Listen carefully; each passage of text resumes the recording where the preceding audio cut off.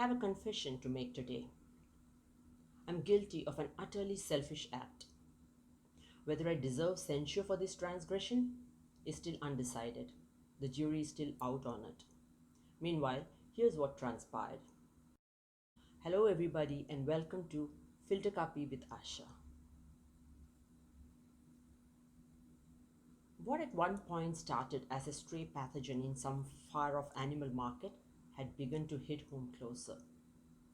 What was perceived as a peril to human life in distant places had come in proximity, waiting to pounce on us if we looked the other way, even for a split second. The danger, I reckoned, was both real and imagined, like a shadow. It reminded me of the boogeyman who I believed would crawl out from the darkness under the bed in my childhood. Those nights of absolute dread when my parents shifted me to a separate room are starkly etched in my memory. However, with each morning that I woke up in one piece, I began to realize that the boogeyman was merely a figment of my imagination. I had nothing to fear after all, but the virus is no boogeyman. It's as real as the pupil in my eye, and it has manifested itself in my life in evil forms. It first took our job, leaving us marooned and searching for a livelihood in the middle of the desert. Then it robbed a dear friend's husband's life, and recently a beloved singer succumbed to its murderous intentions. And even as I narrate this story to you, news continues to trickle in about this or that person I know taking hard knocks in some way or the other. However, the most recent jolt came to me when my 6-year-old student's father announced that this would be the last month of his classes with me. No, he hadn't made an innocuous statement of terminating a class. He had struck hard at the very root of my happiness. It wasn't about the money that would stop coming, although that was important to me at a time when there were no other income streams to sustain us. It was something less quantifiable and more valuable than money. The little scamp was among the few delights we had in this bumpy, uncertain ride of the past few months. He lifted the gloom of the times with his presence. Tutoring him gave me an odd sense of purpose, and to consider it all gone in the blink of an eye was, to say the least, heartbreaking. I was dumbfounded at the father's announcement. Deflated by the dire prospect of not having little N around us anymore, I merely asked, "But why?" That single question word encapsulated all that I wanted to say to him. Why the sudden turnaround? He was doing very well and was picking up the fundamentals in a short span of 3 months. Even to think of stopping his classes in such an abrupt manner sounded absurd and unwarranted. I sought to know what it was all about. I searched for answers in the eyes of the masked man in front of me. That was when the scourge of our time, the virus, reared its ugly head again. Didn't I tell you that it is waiting in unsuspecting corners to lunge at us and harass us in diverse ways? What morbid satisfaction it derived by disrupting our lives in small and big ways is beyond me. Its unsparing nature vexed me when the father spoke further.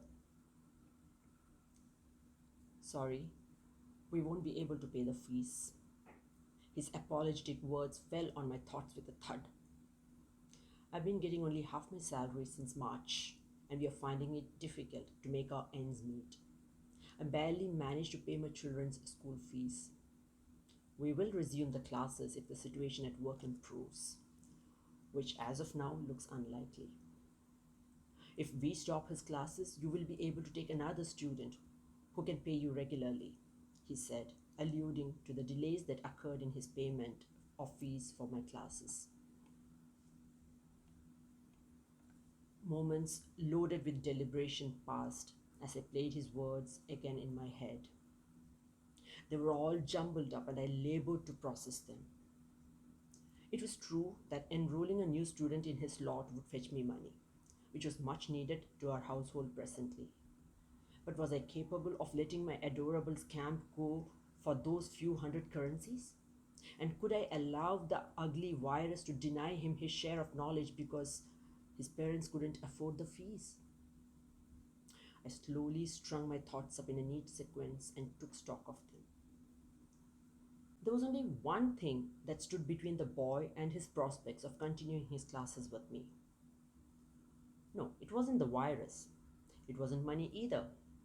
It was my choice. It was what my belief system would ordain me to do. My values will take a call on this. I had to decide between a new student who would add weight to our ailing wallet and the little packet of delight. We shall see. Let's not decide anything now, I said. There was one more week to month end, by which time we could decide. It's curious how we buy time to make decisions that can be made in a snap. The cosmos answers our questions instantly if we ask hard enough. And so I really didn't need a week to decide my next move. I picked my phone and pressed a little N's mother's number. She's a simple woman, not given to the vanities of the world. Her despair was not lost on me as she explained the circumstances under which they had to decide to stop N's classes. I smiled faintly when she said, "We are getting at least half salary. You are not getting even that, and I know your difficulty. So if we withdraw our child, you can find someone else, and that would help you immensely." What she said was valid and worldly wise. But then again, money's not everything in life, is it? I gently asked, knowing what exactly to say. "Send him to the classes and pay me when you're up to it." "No, I can't do that. I don't even know if we will be able to pay you lump sum later. It will be a huge burden on us."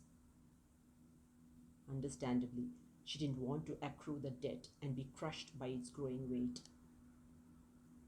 "All right, then just send him. Don't think about his fees. You need not pay till you start getting your full salary. I can't let him suffer for the circumstances over which none of us have any control, least of all him," I said, choosing my words carefully. I had to make sure that I didn't sound patronizing. I reiterated that I was doing it wholeheartedly, without the slightest regret. I also added that taking in another student in his place for the sake of money was blasphemous in my view, and I would rot in remorse if I did that. If I deny a child knowledge for material reasons, I would cease to be a human. By the end of the call, I had persuaded her to revise their decision. I disconnected the call, took a deep breath, and threw my head back with relief.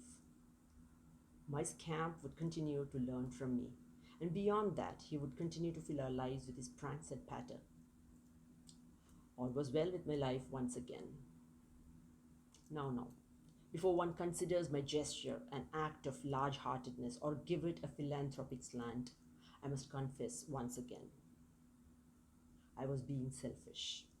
I couldn't afford to give up the joy of having him in my life. As I said in the beginning, I don't know if this selfish deed will be recorded as felony by God. Perhaps not. I will probably be absolved since the end result was a noble one, that of enabling a child to continue his studies with me. How uplifting it is to consider that even when we fall foul of his rules, as we unwittingly do sometimes, there is a chance of falling on the side of goodness by his grace. Salvation, I guess, lies not in what we do, but in what consequence our doings have.